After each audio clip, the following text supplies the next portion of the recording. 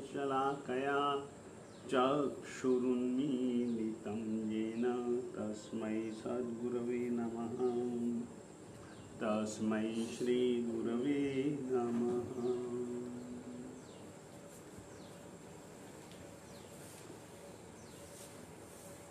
देवपूजा गुरुपास्तिः स्वाध्याय संयमस्तपः दानं चेति गृहस्थानां षट्कर्माणि दिने दिने। गृहस्थों को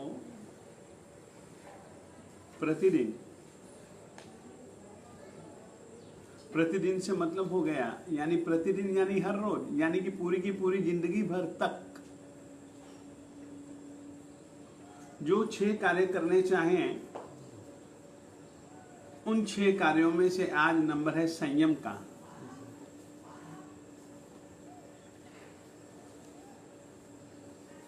छह के 6 कृत्यों का अपना महत्व है, अपना उपयोग है, अपना परिणाम है, परंतु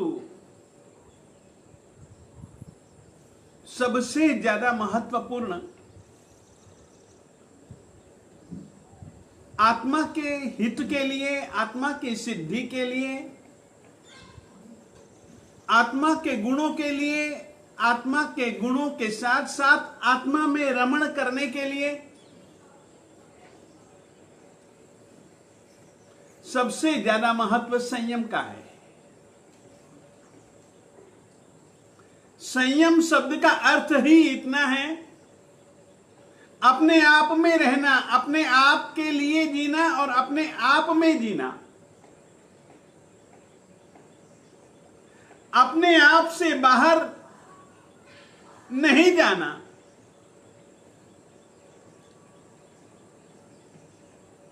तीर्थंकर जैसी आत्मा भी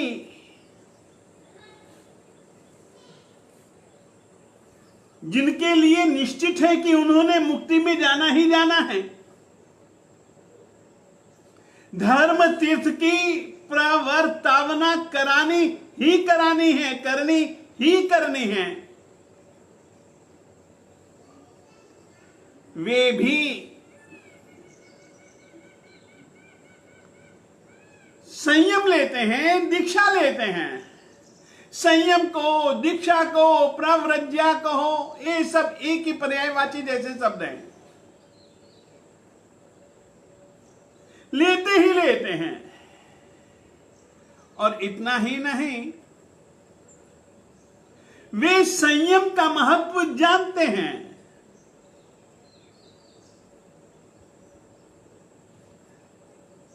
हो सकता है कि संयम का स्वाद पहले पहले कड़वा लगे, जैसे कि करेले का स्वाद, जैसे कि नीम का स्वाद, जैसे कि कड़ू चिरायते का स्वाद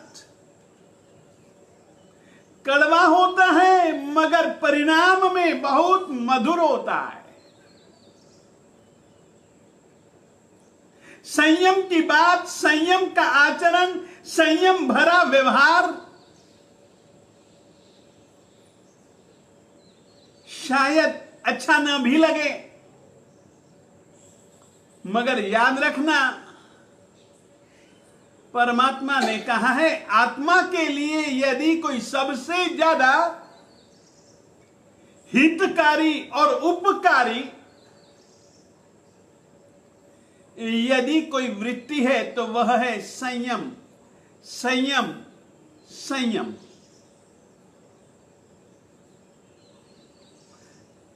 संयम का कितना महत्व है, हम साधुओं के लिए एक सूत्र है, श्रवण सूत्र। श्रवण सूत्र में जो हेय वस्तुएं हैं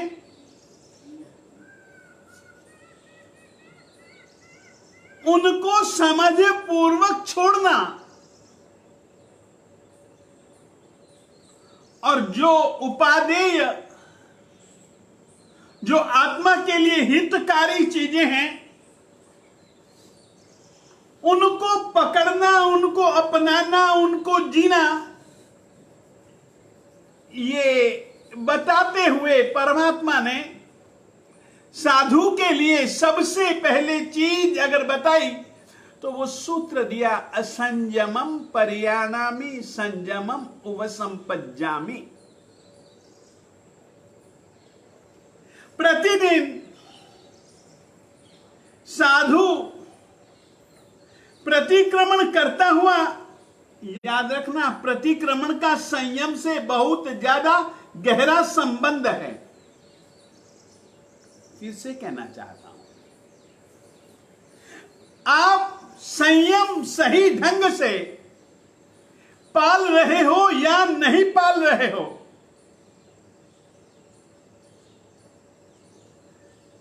नहीं पाल रहे हो तो क्यों नहीं पाल रहे हो?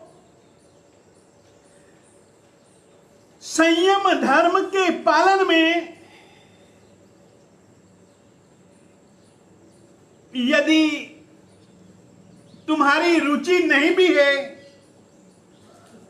तो क्यों नहीं है? संयम धर्म का यदि पालन करना है तो कैसे हो सकता है? एक संकल्प होता है। दो प्रकार से संयम का संकल्प किया जाता है, और संकल्प करने के पहले वह अपने आप को देखता है, अपने मन, अपनी वाणी, अपनी काया को देखता है। मन और वाणी तथा काया से आचरित जितने भी व्यवहार हैं उनको वह देखता है। यदि उस व्यवहार के अंतर्गत वह पाता है कि मैंने मिथ्यात्व, अविरति, प्रमाद, कषाय इत्यादि का सेवन किया है, परमात्मा ने मना किया है और मैंने सेवन किया है,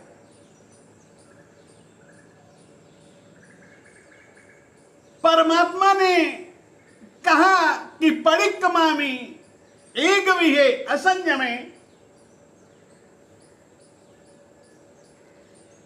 यदि कोई एक चीज यदि तुमको पकड़नी हो,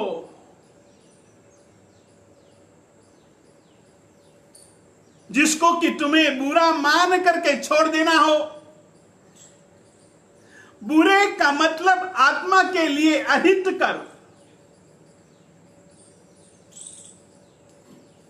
उसमें दुनिया की निगाहों की कोई जरूरत नहीं है। जितना कि तुमको स्वयं के हित की चिंता अगर है तो फिर असंयमम परियाणामि संयमम उपसंपज्जामि। प्रतिक्रमण में वह व्यक्ति संकल्प करता है कि मैं परियाणामि, समझ करके असंयमम परियाणामि। परमात्मा तूने मना किया है, मैंने अनुभव किया है कि इंद्रियों के प्रति मैं यदि असंयम का भाव रखूंगा, वाणी के प्रति, वचन योग के प्रति यदि मैंने संयमन नहीं रखा,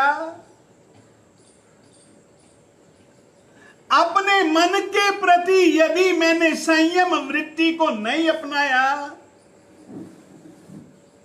तो तेरी आज्ञा के विरुद्ध मैं काम करता हूं।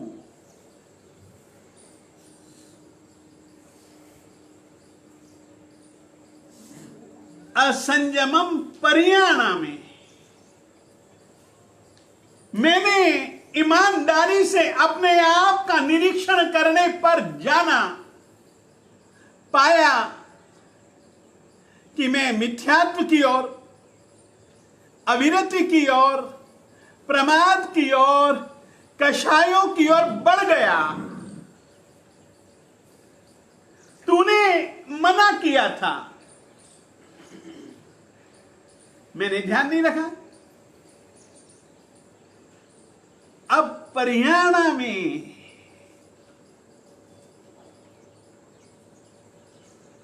मुझे विरति में रहना चाहिए था, मैं अविरति में चले गया।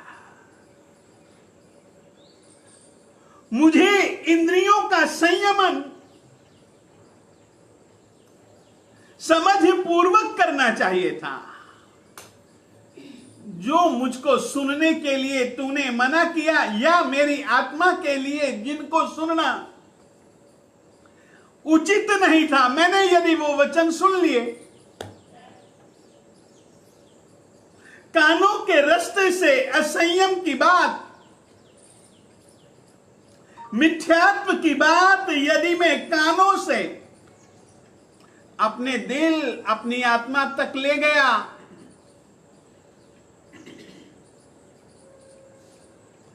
आंख से जिस रूप को मैंने देखा, उस रूप को देखने के बाद आंखों के माध्यम से रूप देखा और दिल में मैंने विकार पैदा कर लिए।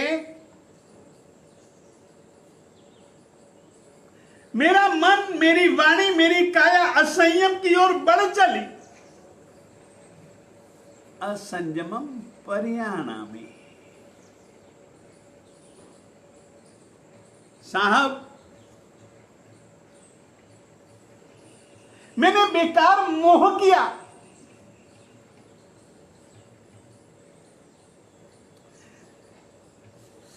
बेमतलब ही परमात्मा मैंने पाप स्थानकों का सेवन किया।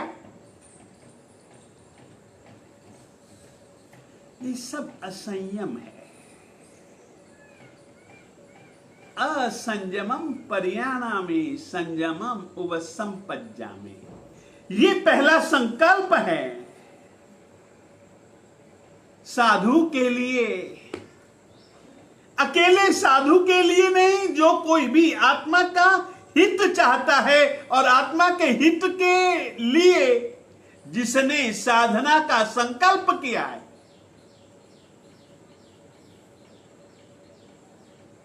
उसके लिए यह संकल्प है असंयमम परियाणामि संयमम उपसंपज्जामि।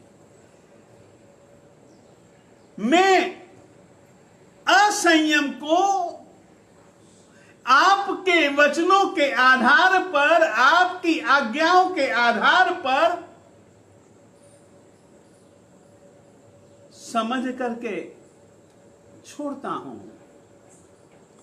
और संयमम उपसंपज्जामि, और आपके ही वचनों, आपकी ही आज्ञाओं, आपके ही निर्देशों के आधार पर संयम को मैं समझ पूर्वक, संयम को मैं श्रद्धा पूर्वक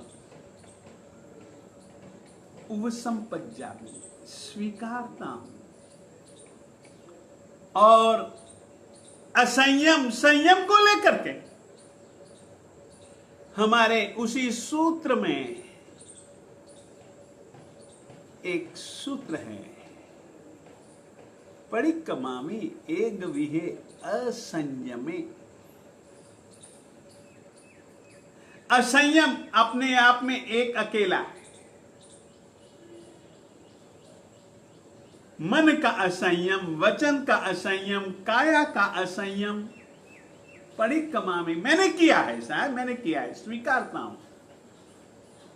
स्वीकार के बाद में फिर वो कहता है परिक्कमामि, मैं उसका प्रतिक्रमण करता हूं।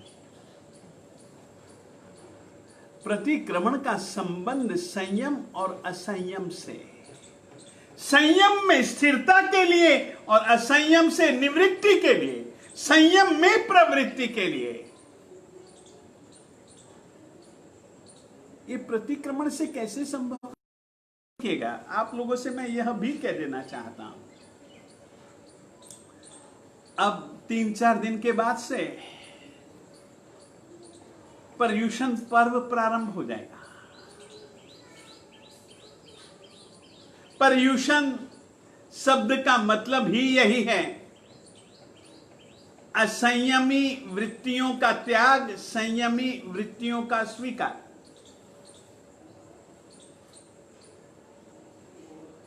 और प्रतिक्रमण कार्य है। प्रतिक्रमण का मतलब ही यही है कि खुद को पहले देखो, खुद की प्रवृत्तियों वृत्तियों का चिंतन करो कि आज मैंने क्या किया। मैंने कषायों का सेवन किया, याद आया कि आज मैंने इस रीति से कषायों का सेवन किया, क्रोध मान माया लोभ किया। अरे परमात्मा ने मना किया और मैं कर रहा हूं। चलो साहब, आपकी साक्षी से, गुरुजी महाराज आपकी साक्षी से मैं परिक्रमा में मैं वहां से पीछे लौटता हूं, पीछे लौटता हूं, पीछे लौटता हूं। ये संकल्प करने का, साधु महात्मा का तो मैं तुमको उदाहरण दे रहा हूं। श्रावक श्राविकाओं के लिए भी संयम उतना ही जरूरी है यदि वह आत्म विकास चाहता है तो। वो संयम कैसा होता है वो भी मैं तुमको बताने वाला हूं। प्रतिक्रमण कैसे, प्रतिक्रमण का संबंध कैसे है उपसंपज्जा में और परिक्रमा में। परिक्रमा का मतलब है पीछे लौटना, उपसंपज्जामी का मतलब है कि अब मैं उसमें स्थिर रहूंगा साहब, स्थिर रहूंगा। अब मैं संयम में स्थिर रहूंगा। जो गलती हो गई, अब नहीं दोहराऊंगा। ये एक गहरा संकल्प की क्रिया है।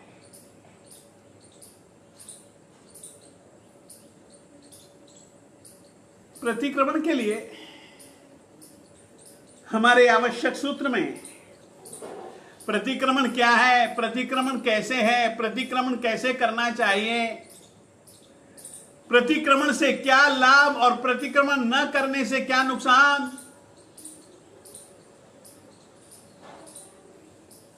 इस परमात्मा के द्वारा कही गई बातों को समझाने के लिए आचार्य श्री हरिभद्र सुरेश्वर जी महाराज साहब जी ने बड़ी दया की है। उन्होंने हम जैसे बाल जीवों को, हम जैसे प्रमत्त जीवों को समझाने के लिए, प्रतिक्रमण समझाने के लिए 8 उदाहरण दिए। 8 और उन 8 चीजों, उन 8 कहानियों के माध्यम से पूरा प्रतिक्रमण कैसा होता है वो सब कुछ बतला दिया है। उन 8 नामों में से एक नाम, पहला नाम प्रतिक्रमण है, और जिसके लिए हम लोग अपनी भाषा में प्रतिक्रमण, पडिक्कमन, पड़कोना ऐसे कुछ शब्दों का प्रयोग करते हैं। शब्द भले जुदा हों, शब्दों से भी ज्यादा कीमत है भावों की।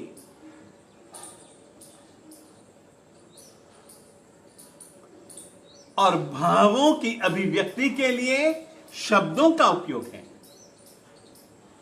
प्रतिक्रमण एक ऐसा ही शब्द है जो कि साधु साध्वी, श्रावक श्राविका के लिए आवश्यक है।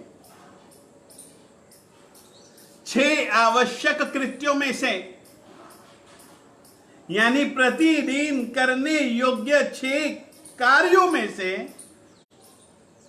स्वयं परमात्मा ने एक आवश्यक क्रिया बतलाई।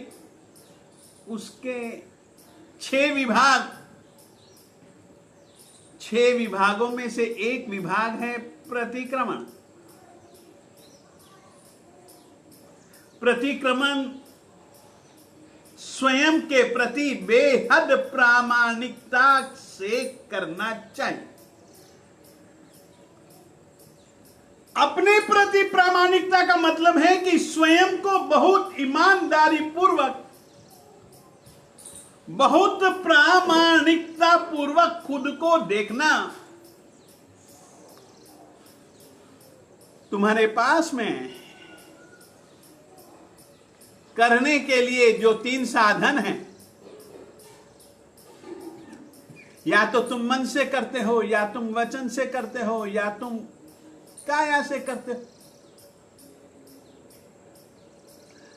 अगर किसी को करवाते भी हो तो मन से, वचन से, काया से करवाते हो। भी करते हो तो भी या तो मन से, वाणी से, काया से। कभी कुछ क्या होता है, हम वचन से तो किसी के गलत काम की अनुमोदना नहीं कर सकते, मगर मन से उसके गलत काम को अच्छा करते हैं। वाह वाह वाह, बहुत अच्छा किया उसने। इस तरीके से हुए परिसिद्धानम करणे किच्चानम अकरणे असद्धने तह विवरीय परुवणाए अ। परिसिद्धानम करणे किच्चानम अकरणे, जो परमात्मा ने जिनका निषेध किया उनको किया, और किच्चानम अकरणे, जिनको परमात्मा ने कृत्य बतलाया उनको नहीं किया। असद्धने, परमात्मा के वचनों के ऊपर श्रद्धा नहीं की, यानी कि मिथ्यात्व का सेवन किया। विवरीय परुवनाय, हमारे पास में इतनी क्षयोपशम की शक्ति नहीं, इतनी बौद्धिक शक्ति नहीं। परमात्मा के वचनों को हमने विपरीत रूप से कहा, विपरीत रूप से माना, विपरीत रूप से जाना।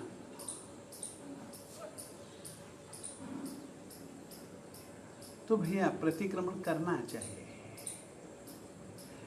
परमात्मा ने प्रत्येक साधु, साध्वी, श्रावक, श्राविका के लिए कहा कि तुमको अपने अपने हिसाब से स्वयं में स्थिर रहना चाहिए।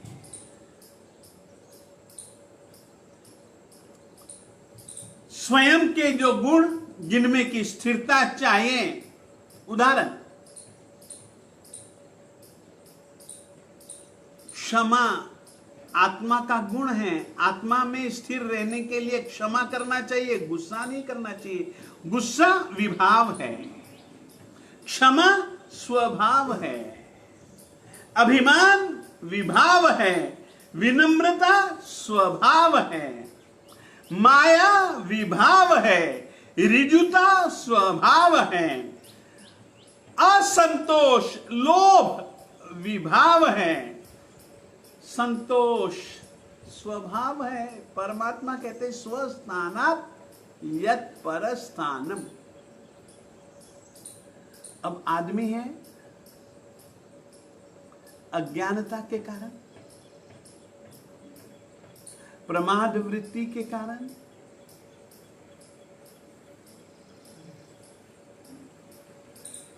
कभी कभी कर्मों का उदय हो गया, उसके कारण कभी कभी किसी ने सिखला दिया, किसी ने उकसा दिया, किसी ने बहका दिया, किसी ने बहला दिया,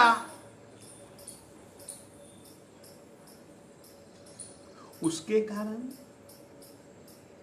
कभी कभी हम भी अपने आप को दिखलाने के लिए चक्कर में पड़ जाते, उसके कारण कभी हंसी मजाक के कारण, न जाने कई कारण हो सकते हैं। उन कारणों से हम लोग अपने मूल गुण को छोड़ देते हैं और विभाव यानी कि जो आत्मा के लिए अहित कर जो भाव हैं, उनमें जैसे कि यहां नदी बहती है, नदी में हमने देखा ये पहाड़ है, मां का पहाड़, और मां के पहाड़ से पानी बहुत तेजी से बहता है। बड़ा ऊंचा पहाड़ है, नीचे आते आते आते आते कई पेड़ हैं, कई पेड़ की टहनी गिरी हुई होती तो उसको पानी में बहता है वो लक्कड़। एक बार बहाव के चक्कर में पड़ गया जो लक्कड़, बहुत कठिन होता है बहाव से वह उल्टा बहे। फिर तो बहाव में बहता जाता है, बहता जाता है, बहता जाता है। हम भी विभावों के बहाव में, भावों के बहाव में, भावेशों भावेगों के बहाव में हम बह जाते हैं और उनमें बहते बहते बहते बहते असंयम से असंयम में बह जाते हैं। हम स्वस्थान से हम परभाव में चले जाते हैं। यदि तुम कभी भी ऐसा महसूस करो तो प्रतिक्रमण जरूर करो। और याद रखिए 24 तीर्थंकर भगवंतों में से परमात्मा श्री अजितनाथ स्वामी जी से लेकर के देवादिदेव पुरुषादानीय पार्श्वनाथ स्वामी जी तक के 22 तीर्थंकर भगवंतों के साधुओं के लिए प्रतिक्रमण आवश्यक नहीं है। यदि कोई दोष लगा है तो कर लो भैया, प्रतिक्रमण करना ही पड़ेगा। फिर तो आत्मनिरीक्षण करने के बाद यदि कहीं दोष नहीं मिला तो फिर कोई जरूरी नहीं है उनके लिए। जबकि श्रमण भगवान महावीर स्वामी जी और देवादिदेव परमात्मा श्री आदिनाथ स्वामी जी के साधु साध्वी श्रावक श्राविकाओं के लिए तो ये एक अवश्य करणीय आचार कृत्य, जैनाचार के अंतर्गत प्रतिक्रमण एक आवश्यक अनिवार्य श्रमण भगवान महावीर स्वामी जी के साधु साध्वी श्रावक श्राविकों के लिए, श्राविकाओं के लिए अवश्यमेव कर्तव्य करणीय यह कृत्य है। एक राजा था, कहानी सुनाता हूं तुमको प्रतिक्रमण को लेकर के। ये कहानी आचार्य हरिभद्र सुरीश्वर जी महाराज साहब जी ने आवश्यक सूत्र में कही है। एक राजा था, राजा की इच्छा हुई कि चलो भाई एक सुंदर सा महल बनवाए, बहुत सुंदर अलौकिक महल हो। उसने ज्योतिषियों को बुलवाया। ज्योतिषियों ने कहा बहुत अच्छा मुहूर्त है। मुहूर्त पर नींव भी रख दी, काम चालू भी करवा दिया। राजा ने पहरेदार रखे और उन पहरेदारों की ड्यूटी थी एक मर्यादा बांध दी, चारों तरफ वाड़, और राजा ने कहा कि इस वाड़ को तोड़ करके कोई भी अंदर जाए काट दो, गर्दन से जुदा मार दो, किसी को भी पूछने की जरूरत नहीं है, मेरी आज्ञा है।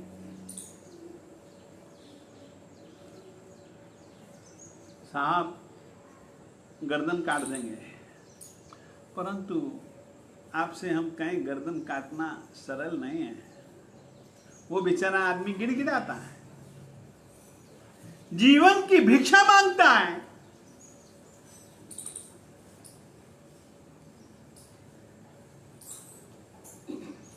यदि वह जीवन की भिक्षा मांगे और कोई शर्त तो ऐसी बता दो, यदि वो शर्त पूरी कर ले तो हम उसको छोड़ दें।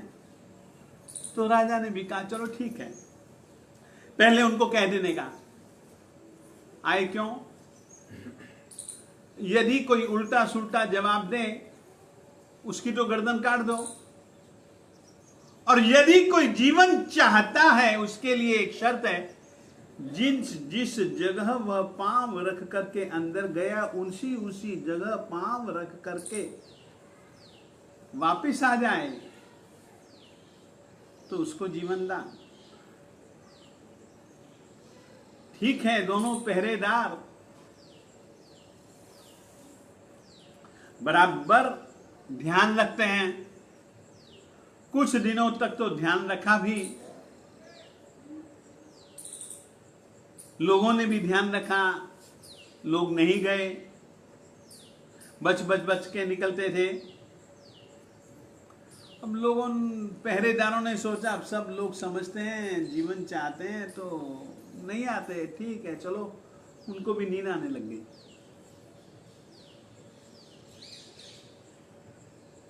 और जब नींद आने लगी तो एक बार दो कांवड़िए, उन्होंने देखा पहरेदार सो रहे हैं और बहुत अच्छा महल बन रहा है, चलो देख करके तो आए। अंदर घुसे देखने के लिए, पहरेदार जाग गए। पहरेदारों ने बड़ी कर्कश ध्वनि में उनको रोका, वे दोनों रुके और ये दोनों जन उनके पास में गए, दोनों से पूछा, एक क्यों आए, तुमको क्या ख्याल नहीं है, वार बांधी हुई है, उल्लंघन करके आने क्या कारण। एक ने कहा अरे आ गए तो हो, इसमें है क्या। उसने कुछ आपस में सवाल जवाब किए तो ली तलवार और काट दी गर्दन। दूसरे ने जब ये देखा, उसने कहा यार ये तो बहुत गलत काम है। अरे इनका क्या गलत काम है, हमने ही तो गलत काम किया है। जब वाड़ बंधी हुई है तो फिर वाड़ को छोड़ करके आना क्यों, वाड़ को तोड़ करके आना क्यों। और इनको तो राजा ने आदेश दे रखा है, अब ये तो करेंगे ही करेंगे। दूसरे ने कहा, दूसरे से भी जब ये बातें सवाल पूछी तो उसने कहा कि मेरे से गलती हो गई, मुझे पता नहीं था, मैं तुमसे जीवन दान चाहता हूं, आइंदा ऐसी गलती नहीं करूंगा।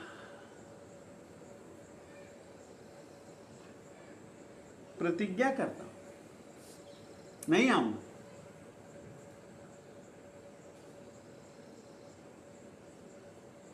अब कुछ बचाव का रास्ता तो बताओ। और बचाव का रास्ता इतना ही है, जहां जहां तुम्हारे पांवों की मोहर है वहीं पर पांव रखते हुए वापस लौटो। और वो बेचारा वापस लौटा और आगे से उधर न जाने के प्रण के साथ में वापस लौटता है और बेचारा बच जाता है। संयम एक महल है।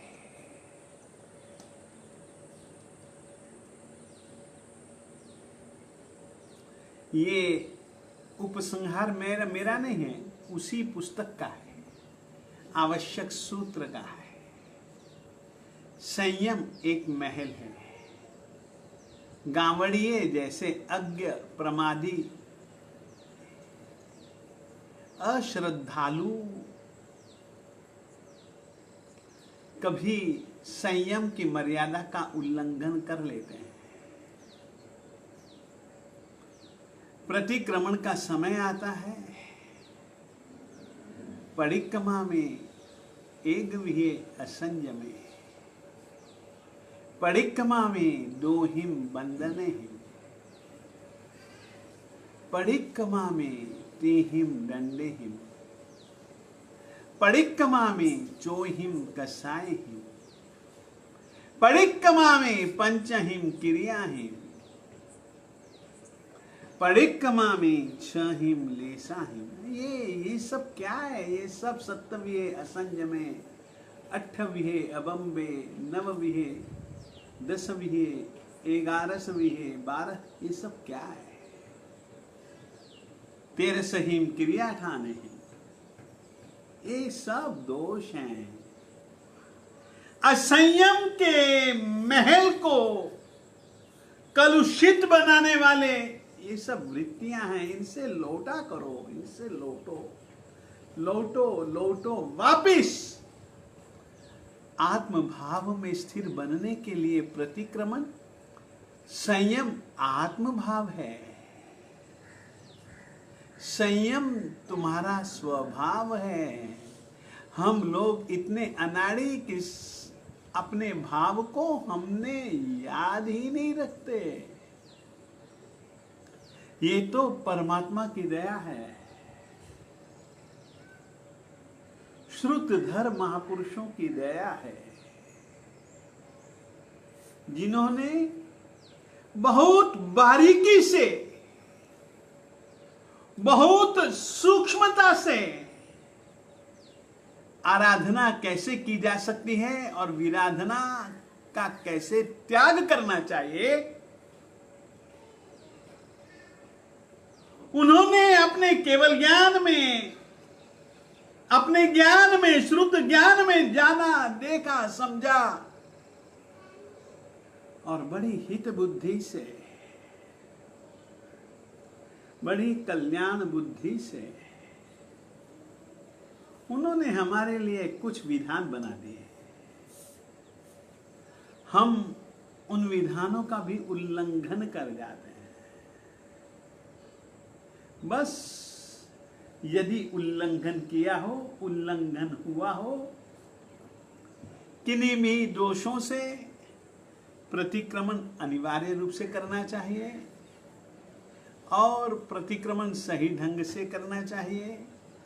प्रतिक्रमण के जो सूत्र हैं उनके अर्थ के चिंतन पूर्वक करना चाहिए। उनमें से लगे हुए अतिचारों का यदि आसेवन हो तो गुरु के पास में उनके लिए प्रायश्चित, पश्चाताप, ये सब कुछ करना चाहिए। आलोचना करनी चाहिए, निंदा गरहा करनी चाहिए।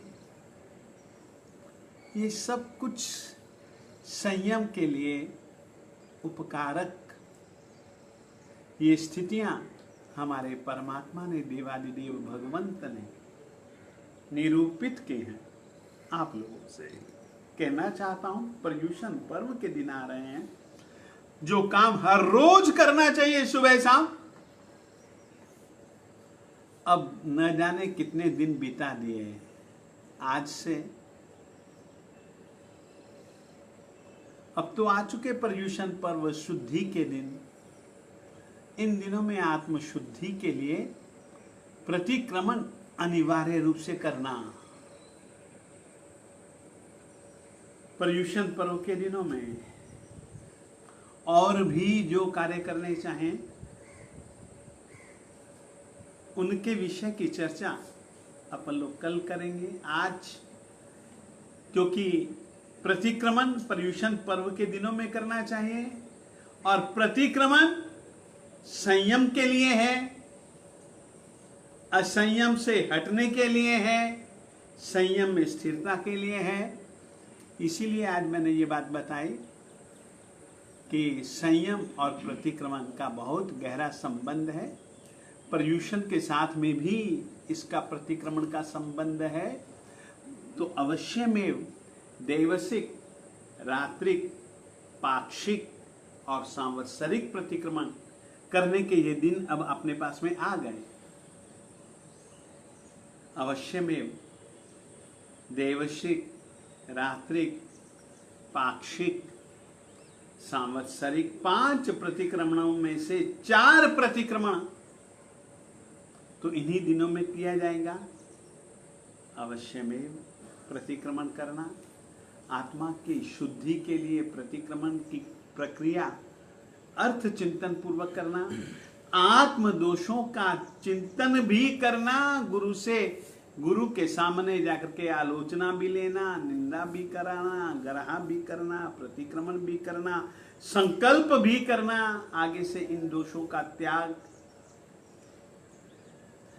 इस रीति से आत्मशुद्धि के लिए प्रयास, इन आत्मशुद्धि के लिए निश्चित पर्युषण पर्व के दिनों में 8 दिनों में करना ही करना, इतना ही भैया आज के दिन कहना चाहता हूँ।